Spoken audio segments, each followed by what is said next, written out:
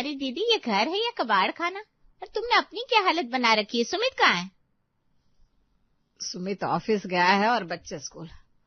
सुलोचना, अब मुझसे बुढ़ापे में यह घर नहीं संभलता। बच्चों के पीछे भागते भागते मेरी कमर टूट गई है और सुमित वो तो जैसे जिद पकड़ कर बैठा है। दीदी, तुम कब तक सुमित की जिद के आगे झुकोगी? देखो, मर्द जात से अकेले बच्चों की परवरिश नहीं होती। घर में एक औरत का हाथ चाहिए ही चाहिए। अरे पर मैं तो समझा समझा कर हार गई सुलोचना। वो कहता है मेरे बच्चों की माँ की जगह कोई नहीं ले सकता। उसे डर है कि सौतेली माँ बच्चों को प्यार नहीं करेगी। देखो दीदी, डर अपनी जगह है और हकीकत अपनी जगह। मैंने एक लड़की देखी है, विशाखा। विशाखा? हाँ दीदी, गरीब घर की है, पिता नहीं है उसके, पर संस्कार कूट कूट कर भरे हैं उसमें। बहुत ही सुशील और समझदार है। मैंने उसके घर वालों से बात की थी। उन्हें पता है सुमित के 2 बच्चे हैं, फिर भी वे इस रिश्ते के लिए राजी है। विशाखा जैसी लड़की ही इस टूटे हुए घर को जोड़ सकती है। गरीब है तो क्या हुआ, संस्कारी होनी चाहिए। पर सुमित मानेगा? सुमित को मनाने की जिम्मेदारी तुम्हारी है दीदी। तू माँ है, तुझे अधिकार है उसके भले के लिए फैसला लेने का। अगर तू आज कड़ा कदम नहीं उठाएगी तो कल ये बच्चे और सुमित दोनों बिखर जाएंगे। मेरी ईमान, बात पक्की कर दे। तू सही कह रही है सुलोचना, अब बहुत हो गया। बच्चों के भविष्य के लिए मुझे ही कुछ करना होगा। तू बात आगे बढ़ा। सुमित को मनाने की जिम्मेदारी मेरी। मैं उसे राजी करके ही मानूंगी। अगली सुबह घड़ी में 7:30 बज रहे थे और स्कूल बस आने में सिर्फ 15 मिनट बचे थे। सुमित एक हाथ में मिष्टी की पानी की बोतल और दूसरे हाथ में मोनू का स्कूल बैग लिए पागलों की तरह इधर उधर दौड़ रहा था। मोनू बेटा, दूसरा बॉक्स मिला कि नहीं? जल्दी करो, स्कूल बस आने वाली है। पापा, नहीं मिल रहा। कल दादी ने यही कहीं रखा था। मुझे ये वाले सॉक्स नहीं पहनने, इस पे अंगूठा दिखता है। पापा, मेरी चोटी बनाओ। कल टीचर ने डांटा था, बाल बिखरे हुए हैं। सब बच्चे मजाक उड़ाते। मेरी मम्मी नहीं है इसलिए मैं गंदी रहती हूँ।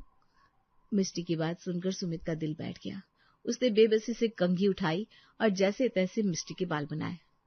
बेटा, आज बस रबर बैंड लगा देता हूँ, शाम तक मैं अच्छे से सीख लूंगा, ठीक है? चलो चलो, लेट हो रहा है। सुमित ने जैसे तैसे बच्चों को तैयार किया। टिफिन बनाने का टाइम नहीं था तो दोनों के हाथ में बिस्किट के पैकेट थमाए और उन्हें बस स्टॉप पर छोड़कर आ गया। जब वो वापस घर लौटा तो पसीने से तर-बतर था।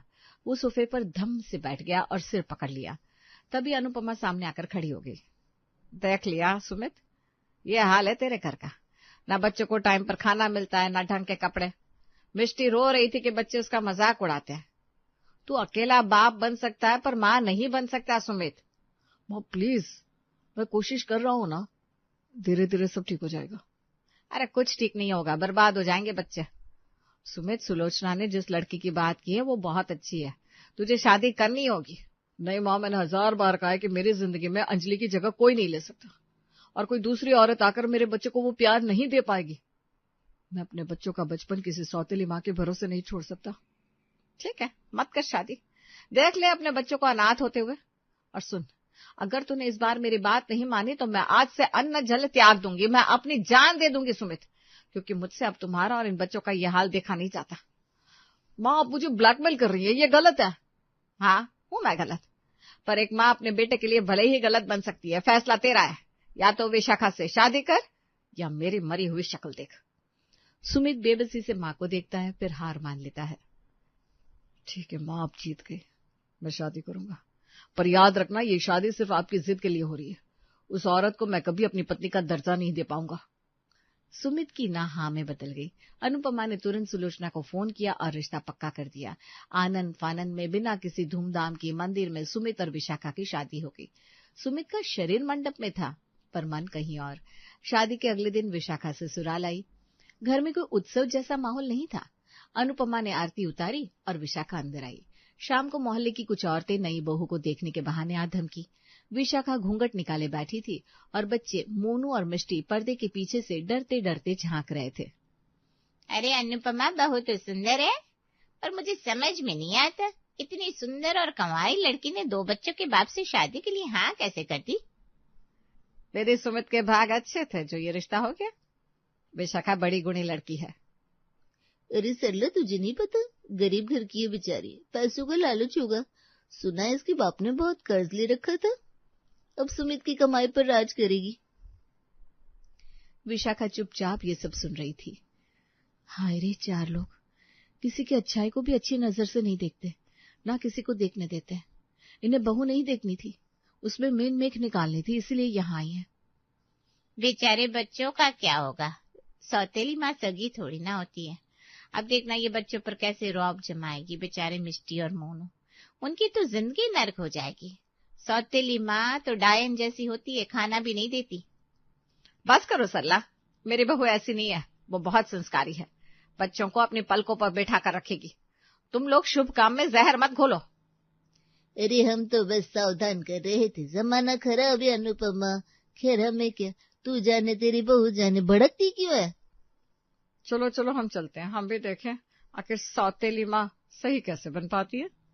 औरतें चली गई, लेकिन उनका जहर काम कर गया। पर्दे के पीछे खड़े मोनू और मिष्टी ने सौतेली माँ, डायन और नर्क जैसे शब्द सुन लिए थे। उनके नन्हे से मन पर ये बातें घर कर गई। सच में मोनू भैया, ये जो नई मम्मी आई है ये हमें परेशान करेगी, हमें मारेगी क्या।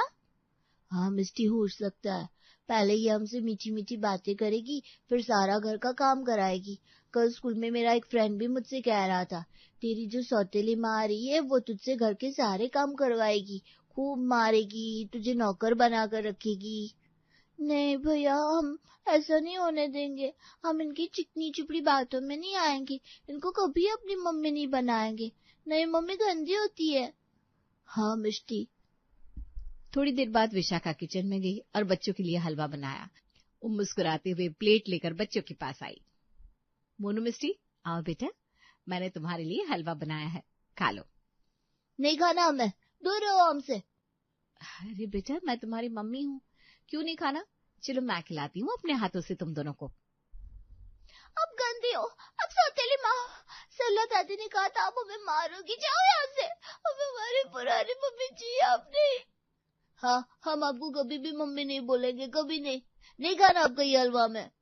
ऐसा कहकर मोनू ने प्लेट जमीन पर पटक दी। हलवे की प्लेट जमीन पर गिर गई और कांच बिखर गया। विशाखा की आंखों में आंसू आ गए।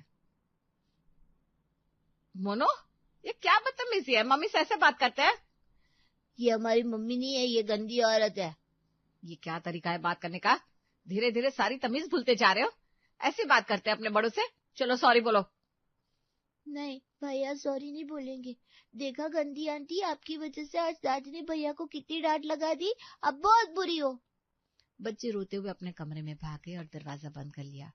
विशाखा टूटे हुए कांच समेटने लगी। उसके हाथ से खून निकल आया, पर दर्द दिल में ज्यादा था। अगली सुबह बच्चे स्कूल के लिए रेडी हो रहे थे। मिष्टी अपने बाल लेकर परेशान थी। विशाखा ने मिष्टी से कहा, ला बेटा, पापा से चोटी नहीं बनती ना, मैं बना देती हूँ, एकदम राजकुमारी लगेगी मेरी गुड़िया। विशाखा ने जैसे मिष्टी के बालों में कंघी लगाई, मिष्टी जोर से चीख पड़ी, दादी बचाओ। क्या हुआ मिष्टी? दादी देखो, इन्होंने जानबूझकर मेरे बाल खींचे, वो मुझे डांट देना चाहती है, बहुत गंदी है। नहीं माँ जी, मैंने तो बस प्यार से। झूठी, पापा सही कहते थे, हमें किसी नई माँ की जरूरत नहीं है। और मिष्टी ने विशाखा के हाथ से कंघी छीनकर फेंक दी। चलो भैया स्कूल चलते हैं। हाँ चल मिष्टी, मैं अपना बैग पैक कर लेता हूँ। मोनू अपना स्कूल बैग पैक करने लगा। विशाखा ने देखा उसकी पानी की बोतल टेबल पर रह गई है। मोनू बेटा, तुम्हारी बोतल रह गई थी, ये लो। अपने से क्यों हाथ लगाया, अब ये गंदी हो गई, मुझे नहीं चाहिए ये पानी। मोनू ने बोतल ली, उसका पानी विशाखा के सामने वॉश बेसिन में उड़ेल दिया। पता नहीं कैसे कैसे हाथ लगाए होंगे, अब मुझे स्कूल में प्यासा रहना पड़ेगा। मोनू, ये क्या तरीका है, वो तुम्हारी माँ है बेटा। वो सिर्फ आपके लिए बहू होगी, हमारे लिए कुछ नहीं, एक मुसीबत है। ऐसा कहकर मोनू ने बैग लिया, मिष्टी का हाथ पकड़ा और दोनों बच्चे स्कूल चले गए। विशाखा वहीं खड़ी रही, अपमान के घूंट पीकर। उसकी आंखों से आंसू बह रहे थे। उसे लगा था कि प्यार से वो सब जीत लेगी, लेकिन नफरत की जड़ें बहुत गहरी थी। रात को सुमित कमरे में आया। विशाखा को उम्मीद थी कि शायद पति का साथ मिलेगा। सुनिए, बच्चों ने आज। मुझे कोई शिकायत नहीं सुननी, मैंने पहले ही कहा था बच्चे तुम्हें एक्सेप्ट नहीं करेंगे। मैं शिकायत नहीं कर रही हूँ, बस। देखो विशाखा, साफ बात है, ये शादी जबरदस्ती हुई है। मेरे दिल में और इस कमरे में सिर्फ मेरी पहली पत्नी अंजलि की जगह है। तुम चाहो तो अलग कमरे में रह सकती हो, और अगर ये सब बर्दाश्त नहीं होता तो दरवाजा खुला है, तुम अपने घर वापस जा सकती हो, मैं तुम्हें रोकूंगा नहीं। ऐसा कहकर सुमित सोफे पर सो गया। विशाखा उस भरे पूरे घर में एकदम अकेली महसूस कर रही थी। बच्चे नफरत करते थे, पति अजनबी था और सास लाचार। पर उस अंधेरी रात में विशाखा ने अपने आंसुओं को पोंछा और खुद से वादा किया, मैं भागूंगी नहीं, मैं अब उन बच्चों की माँ हूं, सौतेली ही सही। एक दिन अपनी ममता से इस नफरत को मिटाकर रहूंगी। उस रात के बाद विशाखा ने समझ लिया कि अगर वो सामने आएगी तो बच्चे और सुमित उसे ठुकरा देंगे, इसलिए उसने पर्दे के पीछे रहकर घर संभालने का फैसला किया। अगली सुबह घर का नजारा बदला हुआ था। रोज की तरह आज सुमित मौजे ढूंढने के लिए चिल्ला नहीं रहा था। उसके धुले और प्रेस किए हुए कपड़े बेड पर सलीके से रखे थे। अरे आज मेरी ब्लू शर्ट यहाँ किसने रखी है और मोजे भी मिल गया? माँ ने रखे होंगे शायद। सुमित तैयार होकर बाहर आया। टेबल पर गर्मा गर्म नाश्ता और चाय तैयार थी। वाह, आज चाय में अदरक एकदम सही मात्रा में। आज की चाय का जवाब नहीं, दिन बन गया। हाँ बेटा, ये सही कहा तूने। उधर बच्चों के कमरे में भी जादू हो गया था। मिस्टी की स्कूल ड्रेस बेड पर रखी थी। उसकी पानी की बोतल, जिसे मोनू ने गंदा कहा था, एकदम नई और साफ चमक रही थी। अरे ये आज मेरी बोतल इतनी साफ कैसे है? बड़ी अच्छी लग रही है। भैया किसी ने कर दी होगी गंदी देखकर। विशाखा ने बच्चों के टिफिन में उनके पसंदीदा स्माइली सैंडविच बनाए और पैक करके अनुपमा के हाथ में थमा दिए। माँ जी, ये टिफिन आप बच्चों को दीजिएगा। अगर मैंने दिया तो फेंक देंगे। कहिएगा कि काम वाली बाई ने बनाया है या फिर आपने। कब तक ऐसे छुपकर सेवा करेगी बहू इस घर की? तू कर रही है और नाम मेरा हो रहा है। कोई बात नहीं माँ जी, नाम किसका है ये जरूरी नहीं। जरूरी ये है कि बच्चे भूखे ना रहे। जब उन्हें मेरे हाथ के खाने की आदत हो जाएगी ना, तब नाम भी बता देंगे। अनुपमा ने बच्चों को टिफिन दिया। बच्चे स्कूल से लौटे तो बहुत खुश थे। दादी दादी आज टिफिन बहुत यम्मी था। मेरे सारे फ्रेंड्स ने खाया, कल भी वही बनाना। हाँ दादी, वो पहले वाली बाई गंदा खाना बनाती थी, आज वाला बहुत टेस्टी था। आपने बनाया था? हाँ बेटा, मैंने ही बनाया था। विशाखा दूसरे कमरे से ये सुन रही थी। उसके चेहरे पर सुकून भरी मुस्कान थी। उसे अपनी मेहनत का फल मिल रहा था, भले ही क्रेडिट ना मिले। दिन बीतते गए, घर की फिजा बदलने लगी। अब घर बिखरा हुआ नहीं रहता था। सुमित को अपना रुमाल, फाइल, वॉलेट सब जगह पर मिलता। बच्चों का होमवर्क टाइम पर पूरा होता, क्योंकि विशाखा रात को चुपके से उनके बैग चेक करती और रफ कॉपी में नोट्स बना देती। एक शाम सुमित ऑफिस से थका हुआ आया। विशाखा ने काम वाली रंभा को चाय देने भेजा। रंभा, आज तूने चाय बहुत अच्छी बनाई है, बिल्कुल वैसी जैसी मैं चाहता हूँ। मुझे तो अब इस चाय की आदत सी हो गई है। सब वो तो भाभी जी ने बनाई है। रोज आपके लिए, सबके लिए चाय नाश्ता खाना वही तो बनाती है। मैं तो सिर्फ सर्व करती है। अब सुमित समझ गया था कि सब कुछ विशाखा ही बनाती है, पर उसे चाय की लत लग चुकी थी। उसने बिना कुछ कहे चुपचाप चाय पी और अपने कमरे में चला गया। ये देखकर विशाखा के चेहरे पर एक चमक सी आ गई। ऐसे ही एक दिन मिष्टी ने खाना खाते हुए कहा, दादी आज सब्जी में वो वाला टेस्ट नहीं है, खाना अच्छा नहीं लग रहा। क्यों? आज तो सब्जी रंभा ने बनाई है। तभी पिछले कुछ दिनों से जो सब्जी बन रही थी वो बहुत टेस्टी थी। दादी रंभा को बोलो वैसा ही बना है। बेटा वो खाना तो जो तुझे बहुत टेस्टी लग रहा था ना, वो तेरी नई मम्मी, जिसे तू गंदी आंटी कहता है ना, वही बना रही थी। ठीक है, इतना भी गंदा खाना नहीं बनाती गंदी आंटी। हाँ। विशाखा ने दूर खड़े होकर ये सुना। उसे समझ में आ गया कि वो सुमित और बच्चों की जिंदगी का वो हिस्सा बन गई थी जिसके बिना अब उनका काम नहीं चल रहा था। बस उन्हें इस बात का एहसास नहीं था। समय बीतता गया। विशाखा की खामोश सेवा ने घर को संभाल तो लिया था, लेकिन दिलों की दूरी अभी भी बरकरार थी। शादी को 6 महीने हो चुके थे। एक दोपहर विशाखा की माँ रमा देवी उससे मिलने आई। बेटा तू कितनी दुबली हो गई है विशाखा, काम का बोझ ज्यादा है क्या?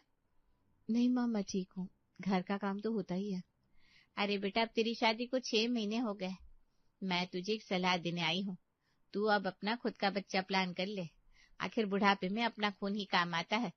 ये सौतेले बच्चे आज छोटे हैं तो ठीक है, कल बड़े होकर तुझे पूछेंगे भी नहीं।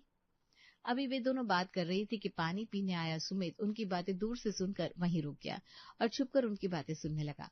उसने देखा बच्चे भी वहीं खड़े रहकर सब सुन रहे थे, लेकिन तभी विशाखा अपनी जगह से खड़ी होगी। उसकी आवाज में गुस्सा था। माँ बस, आगे एक शब्द मत बोलना। अरे मैं तो तेरे भले के लिए। कैसा भला माँ? क्या माँ बनने के लिए बच्चे को जन्म देना जरूरी है? आप मोनू और मिष्टी को सौतेला कह रही हैं? खबरदार जो दोबारा उन्हें पराया कहा तो। वो मेरे बच्चे हैं, मेरी जान है। पर बेटा मैं तेरे भले के लिए कह रही थी। नहीं माँ, मैंने तय कर लिया है, मैं अपना कोई बच्चा पैदा नहीं करूंगी। अगर मेरा अपना बच्चा हुआ तो मेरा प्यार बढ़ जाएगा। और मैं मोनू और मिष्टी के हिस्से का प्यार किसी और को नहीं देना चाहती। भगवान ने 2 बने बनाए प्यारे बच्चे दिए हैं, मुझे और क्या चाहिए। अगर आप इन्हें नहीं अपना सकती तो मुझसे भी रिश्ता मत रखिएगा, प्लीज, आप जा सकती हैं। रमा देवी चुपचाप चली गई, लेकिन दरवाजे के पीछे खड़े सुमित और बच्चों के पैरों तले जमीन खिसक गई। सुमित की आंखों में नमी थी, उसे अपनी गलती का एहसास हो गया था। और बच्चों को पहली बार समझ आया कि जिसे वो डायन और बुरी समझ रहे थे, वो असल में उनकी ढाल बनकर खड़ी थी। उस दिन किसी ने कुछ नहीं कहा, पर अगली सुबह घर का माहौल एकदम नया था। नाश्ते की टेबल पर सुमित और बच्चे बैठे थे। रोज की तरह रंभा पराठे लेकर आई। लो बच्चों, गर्मा गर्म पराठे। नहीं रंभा दीदी, आप रहने दो। मिष्टी उठी और किचन की तरफ गई, जहां विशाखा खड़ी थी। विशाखा डर गई कि शायद आज फिर कोई शिकायत होगी। मम्मी, मतलब आप हमें खाना नहीं दोगी? हमें पता है रोज आप ही टेस्टी खाना बनाती हो, रंभा दीदी के हाथ में वो टेस्ट नहीं है, प्लीज आप परोस दो। मम्मी, ये सुनते ही विशाखा की आंखों से आंसू छलक पड़े। उसने कांपते हाथों से प्लेट उठाई और बच्चों को खाना परोसा। थैंक यू मम्मी, कल स्कूल में पीटीएम है, पापा हमेशा बिजी रहते हैं, आप चलोगी हमारे साथ? सब बच्चे अपनी मम्मी के साथ आते हैं। मैं सच में जरूर चलूंगी बेटा, मैं सबसे पहले तैयार हो जाऊंगी। विशाखा की खुशी का ठिकाना नहीं था।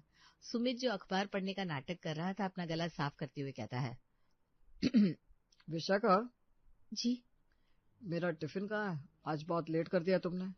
रोज तो टाइम पर बैग में रख देती हो, आदत बिगाड़ दी है मेरी। अब मुझे भी तुम्हारे हाथ का ही खाना चाहिए और तुम्हारे हाथ से ही टिफिन चाहिए। लाओ इधर। विशाखा दौड़ कर टिफिन लाई और सुमित के हाथ में थमाया। सुमित ने पहली बार विशाखा की आंखों में देखा और हल्के से सिर हिलाकर थैंक यू कहा। उस एक नजर ने सारे गिले शिकवे मिटा दिए।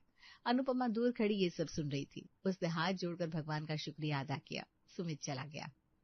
देखा माँ जी, आपने सही कहा था, सब्र का फल मीठा होता है। आज मुझे मेरा परिवार मिल गया। तुझे परिवार नहीं मिला बेटा, आज इस परिवार को तो मिल गई। तूने इस बिखरे हुए घर को जोड़ दिया। उस दिन के बाद मोहल्ले वालों के मुंह बंद हो गए। मोनू और मिष्टी अब गर्व से कहते थे कि उनकी मम्मी सबसे बेस्ट है। सुमित को अपनी अंजलि की याद अब दुख नहीं देती थी, क्योंकि विशाखा ने उस खालीपन को प्यार से भर दिया था।